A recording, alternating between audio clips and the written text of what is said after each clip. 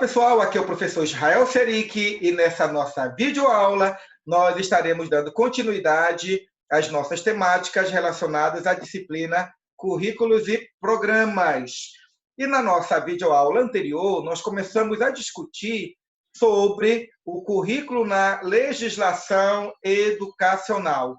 Neste processo de reflexão sobre essas questões, nós apresentamos para vocês a primeira ideia de que o currículo, ou o conceito de currículo escolar, ele passou durante a história da educação, a história da pedagogia, e a própria história da humanidade, por vários processos de reflexão e mudanças, de acordo com as transformações sociais, de acordo com as condições políticas, econômicas, culturais, geográficas, religiosas, o conceito de currículo escolar também mudou. Então, essas mudanças, aquilo que nós chamamos os condicionantes históricos, eles interferiram, interferem e sempre hão de interferir no conceito de currículo escolar. Continuando a nossa aula, nós falamos que a sociedade sempre se preocupou em definir o que a nova geração deveria aprender ou não, visto que a sociedade ela sempre viu a escola como uma forma de manutenção do status quo, da cultura, dos valores do seu tempo. Por isso, cabe ao professor, ao pedagogo, avaliar, analisar essa dinâmica histórica de se apresentar determinados conceitos e valores e estruturas para os alunos e, a partir dessa reflexão, a partir dessa análise, o professor ajuizar sobre a necessidade, sobre a importância, podemos até dizer, sobre a real necessidade de determinados conteúdos repassados na sala de aula serem ou não úteis para a nova geração. Isso mostra, então, a figura tão importante do professor no processo, não somente de ensino, mas também no processo de definição do currículo escolar na sala de aula. Além disso, nós falamos na aula anterior que as mudanças que nós falamos anteriormente a respeito do conceito de currículo escolar desenvolveu-se na história da humanidade em vários momentos históricos, em várias circunstâncias muito interessantes. E algumas delas que nós podemos citar aqui ou relembrar têm a ver com a Renascença, com o Iluminismo e com o Racionalismo.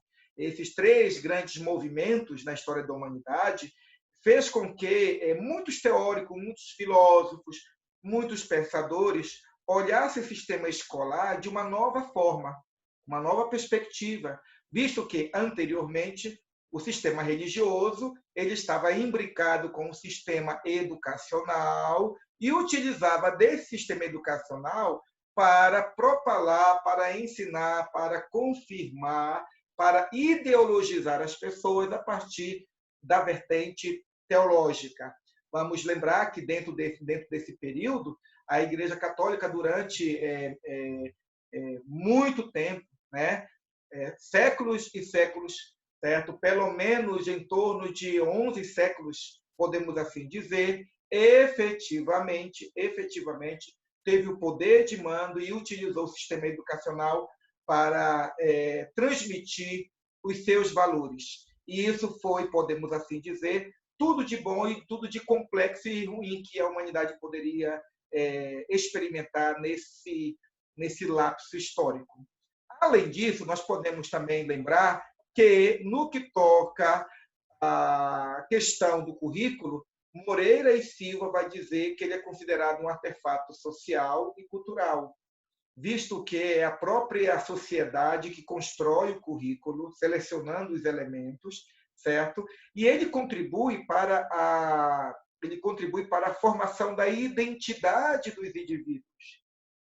Ou seja, muito daquilo que nós somos hoje, quer seja no que toca aos valores éticos, morais, o comportamento, a decisão que já tomamos, ou que iremos tomar sobre onde nós vamos trabalhar, o valor que nós atribuímos à pátria, à família, às estruturas sociais, certo? Quem nós somos, a maneira como nós nos comportamos diante das pessoas, todos estes elementos e outros que nós poderíamos citar aqui fazem parte exatamente daquele ser individual, certo? Aquelas características peculiares nossas e que nós adquirimos, e que nós absorvemos, e que nós aprendemos a valorizar também dentro do sistema escolar. Parte do que somos tem a ver com a cultura familiar, parte daquilo que nós somos tem a ver com as nossas decisões, que muitas vezes as decisões que podem ser traduzidas como uma decisão contrária àquilo que aprendemos em casa, dá um contraponto aos valores culturais e morais, né, religiosos da nossa família, mas também aquilo que somos individualmente é aquilo que nós aprendemos na sala de aula, tanto aspectos positivos como aspectos negativos. Então, de fato, o currículo escolar é um artefato cultural, é um artefato social, e o sistema educacional ele contribui, não decisivamente, mas contribui de uma forma contundente para a formação daquilo que nós somos, ou aquilo que os nossos alunos serão. Segundo Silva, uma teoria de currículo normalmente aponta para alguns elementos constituintes. Primeiro, o currículo ele tem a ver com o conhecimento a ser ensinado ou adquirido, ou seja, o saber. O currículo tem a ver com identidade, porque através do currículo escolar aponta-se claramente que tipo de pessoa, que tipo de indivíduos, que tipo de cidadãos pretende se formar no sistema escolar formal. E também o currículo tem a ver com as relações de poder já elencadas, afirmadas, indicadas para vocês em outras aulas. Também nós falamos que as teorias tradicionais, aliás, não falamos, agora iremos falar. Nesta aula, nós trataremos a respeito das teorias tradicionais de currículo. Nós vamos perceber que essas teorias a respeito do currículo são basicamente três. A primeira, ou as primeiras, apontam para uma ideia tradicional do currículo. Quando nós falamos de tradicional, nós estamos nos referindo àquelas teorias que apontam que é função da escola, é função do sistema escolar, é função do professor, é função do material didático, é função de todos esses elementos contribuir para o mais adequado ajuste dos alunos ao sistema social vigente. As teorias tradicionais do currículo, estas que eu elenquei há pouco, né, eu falei em termos conceitual, certo? Essas teorias do currículo ganharam força no Brasil a partir da década de 30, 1930, quando o país encontrava-se em processo de desenvolvimento urbano e industrial. Ou seja, é um período no qual no Brasil fervilhava de mudanças e de desafios no que toca à ordem social e econômica. O Brasil estava gradativamente saindo daquele status, ou daquela condição de uma nação, de um país caracteristicamente rural, e agora ele está avançando na direção de da urbanização, da tecnologia, da industrialização. E como nós falamos que todo o sistema educacional emerge de determinado contexto histórico, foi natural de que a estrutura política do Brasil desse período idealizasse, planejasse, executasse, avaliasse e replicasse toda uma estrutura educacional para capacitar essa nova geração urbana, essa nova geração industrializada a se coadunar, a se harmonizar, a se organizar a partir dos princípios dessa nova sociedade.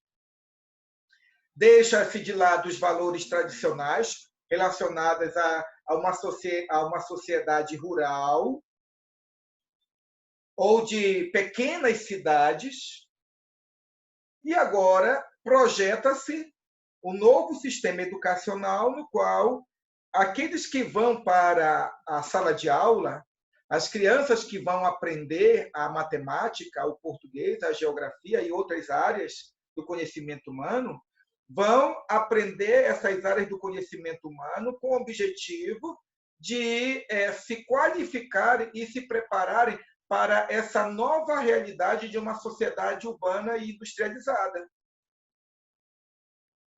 Na época, a partir do Manifesto dos Pioneiros da Educação Nova, em 1932, foram propostas ações para o planejamento e organização de ações educacionais extensivas a todas as escolas brasileiras, concebendo o currículo com um modo de avançar objetivos, capacitando os indivíduos para viver em sociedade. Como nós falamos anteriormente, dentro dessa perspectiva tradicional do currículo, a função da escola é preparar a pessoa para viver a partir dos valores da sociedade na qual a criança, ou o jovem, ou o adulto se encontra. A ideia não é projetar as mudanças que ocorrerão, a ideia não é educar para uma sociedade que se almeja, que se espera. A ideia é a sociedade que temos é esta, essas são as demandas da atualidade, esses são os valores morais e éticos, essa é a estrutura familiar, estes são os postos de trabalho, e essas são as características peculiares desse tempo histórico. E, portanto, você, professor, tem que pegar o seu aluno e ingressá-lo dentro desse contexto. Ensinar para ele o modo de se comportar nesta sociedade. Você tem que ensinar para o seu aluno estas informações, estes conceitos, nas mais variadas áreas do conhecimento humano, para que esse ser humano, essa criança ou este jovem, aprenda a viver neste quadrado histórico. E a função do sistema educacional e a função do currículo é exatamente dar o subsídio teórico para que esse aluno aprenda a conviver dentro desse contexto. Os educadores, Anísio Teixeira e Fernando de Azevedo, foram importantes nessas duas décadas, de 30 e 40, uma vez que eles procuraram associar a educação escolar com os conceitos de uma sociedade justa e democrática e da necessidade de aproximação da sociedade com a escola, respectivamente, ou seja, da sociedade com a escola e da escola com a sociedade. Isso mostra, vamos observar que isso mostra que dentro desse novo contexto histórico, que é um contexto pós, ou naquele período ainda da Segunda Guerra Mundial, certo? Nós vamos perceber que nesse período tão beligerante, né, no qual as pessoas estavam vivendo em uma situação muito caótica no mundo todo, né, no qual os países eles olhavam um para com o outro com uma certa desconfiança, foi natural que na história do Brasil, aqui no Brasil, o sistema educacional focasse na importância de uma sociedade democrática. Visto que a Segunda Guerra Mundial ela foi desenvolvida a partir dos desejos megalomaníacos de Adolf Hitler.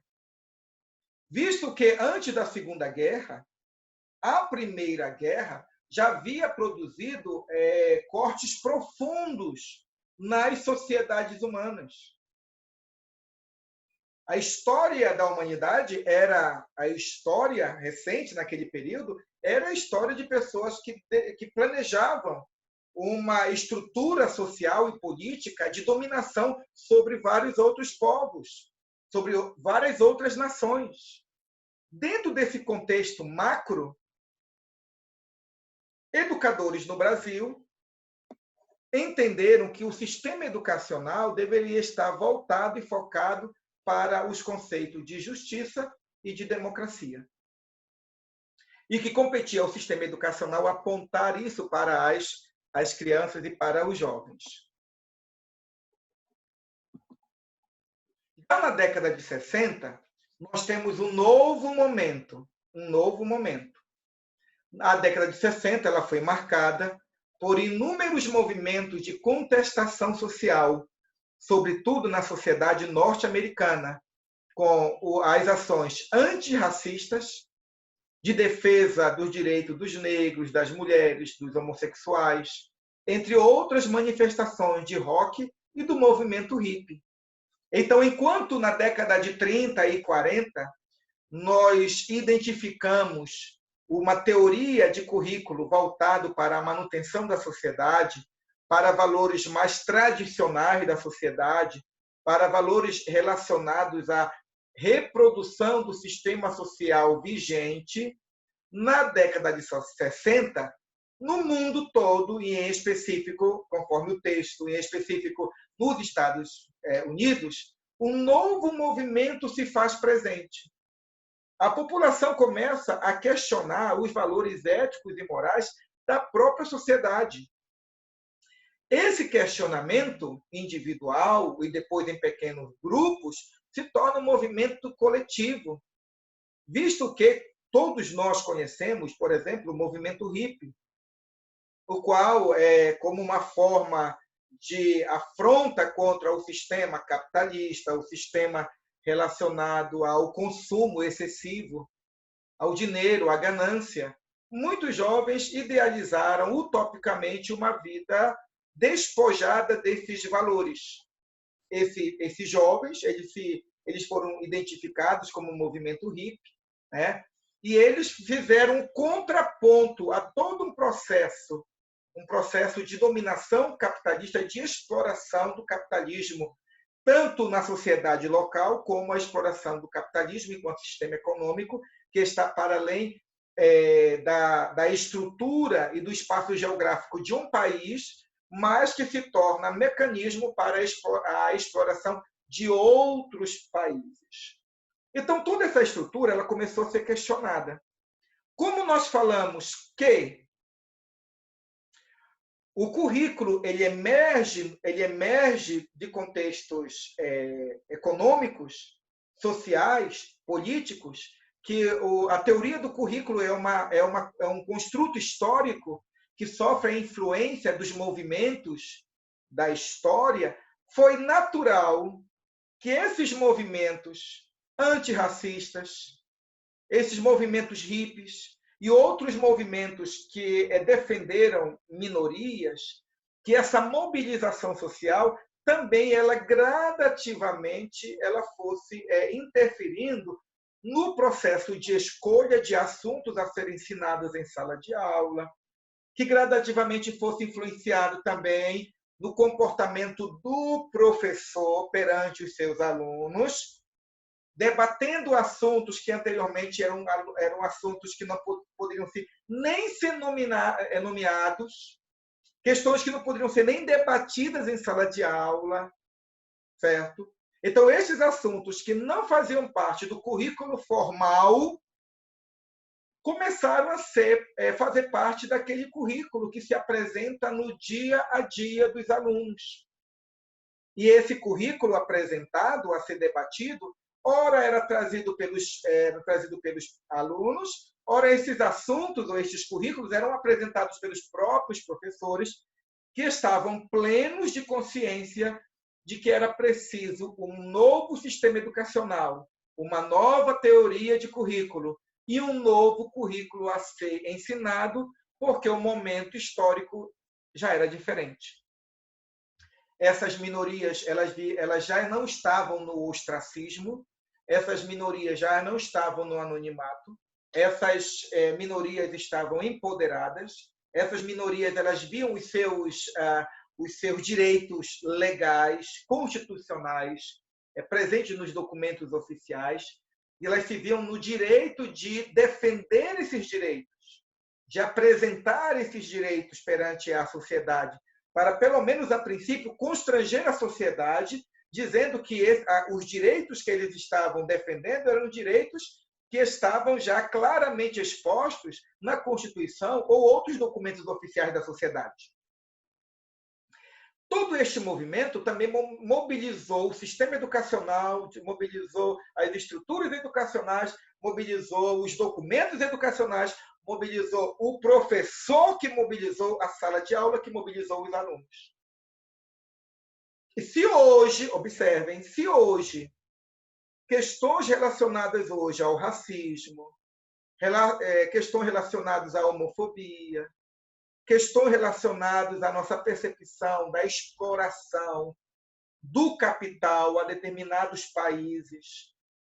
Hoje, quando nós percebemos a violência infligida sobre as mulheres, hoje, quando nós percebemos que existe toda sorte de violências, e as violências elas não são simplesmente, ou os atos de violência não são simplesmente atos físicos de violência, mas existe a violência física, a violência emocional, existe a violência simbólica, e que essas violências também, assim como a violência física, elas dilaceram a alma do homem, da mulher, da criança, certo? Como também dilacera a violência física, também o faz, né? Quando nós temos hoje uma clara percepção das relações de poder, das relações de dominação, quando hoje nós percebemos claramente que tanto partidos de direita como partidos de esquerda se utilizam do Estado para manipular a população, para coisificar mentes, para idiotizar as pessoas. Quando hoje nós temos facilidade de fazer uma análise crítica dentro dos parâmetros que nós temos, né? O que nos foi dado, quando para nós é relativamente fácil perceber a dominação e a ideologia e a ideologização no nosso cotidiano. Gente, tudo isso nós devemos, historicamente, a esses primeiros movimentos, certo? Que tiraram a humanidade da situação e da condição de apatia, da condição de cegueira. A Renascença, o Iluminismo, o racionalismo, né? Os movimentos hippies, os movimentos anti-racismo, né? Todos estes movimentos, nós podemos olhar para eles e podemos dizer, eu não concordo com esse movimento, com aquele outro e tudo mais, mas todos estes movimentos, né, considerando a especificidade de cada um deles, né, o podermos concordar ou não plenamente com todas as práticas, valores e comportamento deles, mas uma coisa nós não podemos negar, que eles, como movimento de contestação, eles contribuíram para que o ser humano ele se refinasse, que nós nos tornássemos pessoas melhores, como seres humanos. Como assim, professor? Pessoas críticas, reflexivas, capazes de ver a exploração, de ver os maus tratos, de nós nos posicionarmos politicamente. A política não é política partidária, mas o comportamento cidadão, que cobra os direitos, que cobra a efetivação das leis a favor do pobre, do necessitado, da viúva, né, do órfão. Então, hoje, esse coração que pulsa, essa mente, né, que lateja, esses olhos abertos para as realidades sociais, só existem em nós, gente, porque no passado algumas pessoas começaram a olhar o mundo com uma nova perspectiva, e essas novas perspectivas contribuíram para a reflexão sobre os sistemas educacionais, o planejamento sobre essas novas estruturas educacionais, a criação de uma nova legislação, de novos documentos educacionais, nos quais determinados assuntos não eram ventilados, não eram colocados nesses documentos, e, de repente, os PCNs, a BNCC, hoje trabalha determinados conteúdos que anteriormente não poderia nem ser falado, né, no pé do ouvido. Hoje são falados, hoje são debatidos, hoje são apresentados em sala de aula, porque hoje nós vivemos numa sociedade plural, hoje nós vivemos numa sociedade democrática, né, o que busca afirmar a democracia. Hoje nós vivemos numa sociedade em que esses grupos minoritários eles se apresentam e eles querem ser problematizados, eles querem ser objetos de reflexão, eles querem se apresentar para a sociedade para mostrar a importância deles e, para, ao mesmo tempo, dizer que eles precisam ser respeitados pela individualidade e as características de cada um. Então, nesse arcabouço histórico, ou digo, desse contexto histórico maior, a teoria crítica dos currículos encontrou inspiração em teóricos. E é preciso lembrar disso. Nós somos pedagogos, nós estamos estudando no curso de pedagogia. E nós precisamos desse aporte teórico. E aporte teórico não é de pessoas que simplesmente falam o que pensam, mas são pessoas estudiosas. São pessoas que teorizaram sobre determinadas ideias, escreveram, e dentro dos parâmetros pelos quais essas pessoas analisaram a realidade, elas concluíram determinados princípios que para nós podem ser lentes de interpretação do mundo. Então nós temos Kant, Hegel, Marx. Nós podemos também elencar outros teóricos como Pierre Bourdieu e tantos outros teóricos que estudaram o mundo social, que refletiram sobre a educação e que perceberam que a educação era um elemento, era um fator utilizado como no processo de dominação. E esses teóricos, eles desenvolveram, então, discussões, ideias, estruturaram uma forma de pensar e de ler o mundo. E, a partir daí, foi possível perceber, observe, foi possível perceber que o currículo escolar ele estava imbricado com algumas categorias. No passado, na época em que o currículo escolar ele estava vinculado à religião, alguém poderia perguntar, professor, por que nós temos que aprender isso? O professor, que era um padre, dizia, porque isto é a revelação de Deus. É o que Deus quer que vocês aprendam, que o pai de vocês aprenda, que a religião de vocês aprendam, para que vocês se tornem bons cristãos. E quando eu digo isso, eu não estou fazendo uma análise crítica, né, de uma forma pejorativa. Eu estou exatamente dizendo que o professor ele se utilizava de um parâmetro para ensinar. E o currículo ele tinha influência dos princípios religiosos. Quando nós vemos depois o processo de reflexão sobre o currículo, a partir de uma perspectiva tradicional, alguém perguntaria, por que nós estamos estudando isto? O professor diria, olha, porque nós temos uma sociedade, e essa sociedade ela precisa ser harmônica. Você tem que ser o melhor cidadão que você pode ser. Você precisa ser o melhor ser humano que você pode construir.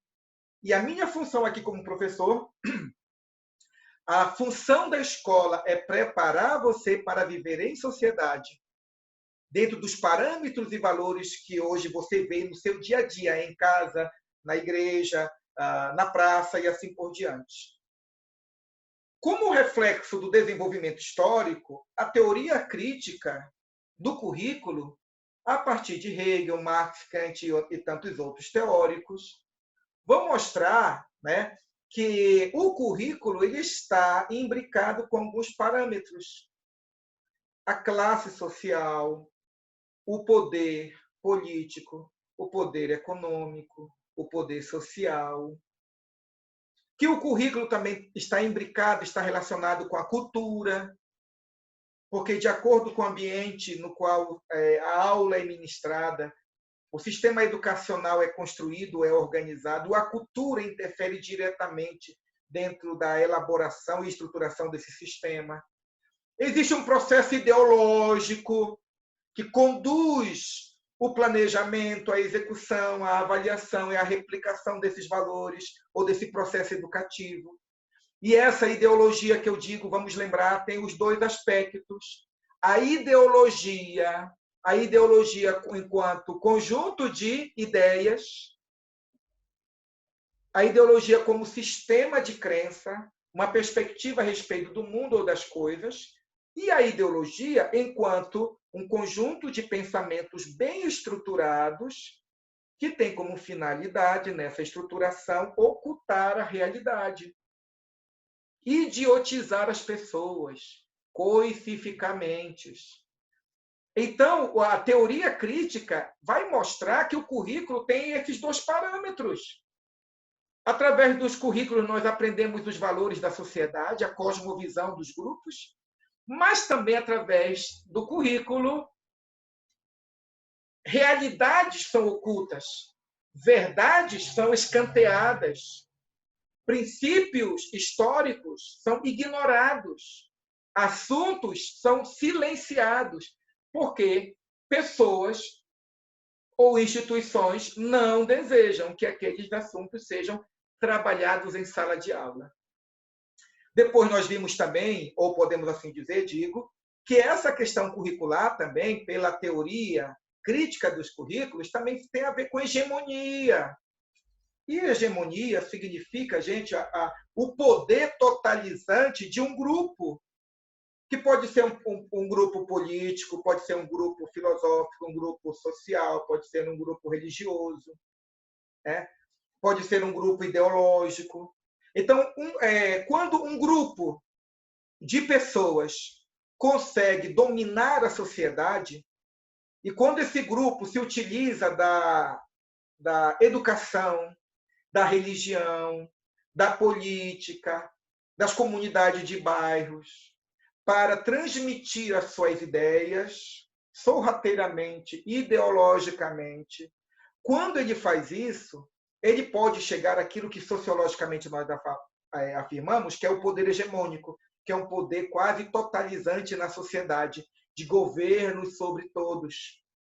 E aí, o nosso texto vai apontar que também a educação, o sistema educacional, a cartilha, o livro didático, as propagandas relacionadas à educação, tem como finalidade, na mente de alguns grupos ou pessoas, certo?